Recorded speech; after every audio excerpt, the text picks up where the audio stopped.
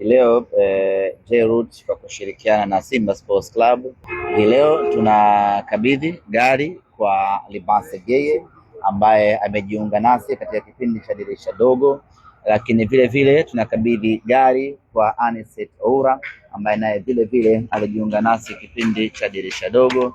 Tunamkabidhi vile vile mlinda mlango Mamadou Tanja Kasali ambaye naye vile vile ni mchezaji wetu mpya alijiunga nasi kipindi cha dirisha dogo, bila kumsahau Ismail Traore naye vile vile tunamkabidhi ndinga yake mpya kweli kweli. Na siku mbili zilizopita tulimkabidhi Ino Loemba gari yake, naye anakuja kuichukua hilo.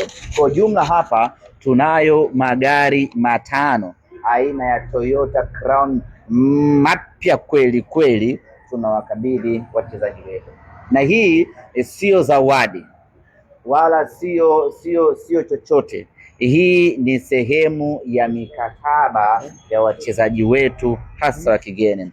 Wachezaji wa kigeni kwenye mikataba yao iko sehemu ambayo tunatakiwa kuwapa usafiri kwa maana ya gari pamoja na nyumba. Tayari kila mmoja ana nyumba yake hapa maeneo ya Sea Breeze, wanapata upepo wa bahari, wanakula maisha mazuri, hawakai Mbagala, sio kama nakusema vibaya tima, lakini ndio uhalisia huo. Wanakaa Bahari Beach, wanakaa zao Mbezi Beach, wanakaa Sea Breeze, wanakula hewa safi, na kilichokuwa kimebaki ni kuwakabidhi magari yao hii leo, ikiwa ni sehemu ya mikataba yao.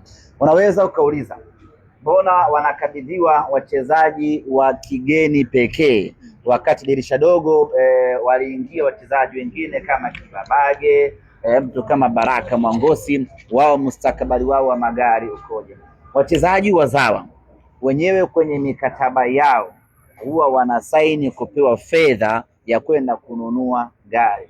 Wachezaji wa kigeni kwa sababu ni ngumu kufika hapa tena aanze kutafuta showroom, aanze kutafuta dalali Doto Magari yuko wapi, na kuwa changamoto. Kwa hiyo club inanunua magari kisha inawapa wachezaji, na magari hayo yanakuwa ni mali ya klabu. Akiondoka yanabaki magari hayo, wanakuja kukabidhiwa watu wengine. Na hili sio jambo jipya, ni jambo endelevu ambalo limeanza miaka na mikaka ndani ya klabu yetu ya Simba Sports Club. Na kwa nini tumeamua kuwapa magari mapya? Ni kwa ajili ya kuongeza thamani ndani ya klabu yetu na kuongeza thamani ya wachezaji wenyewe.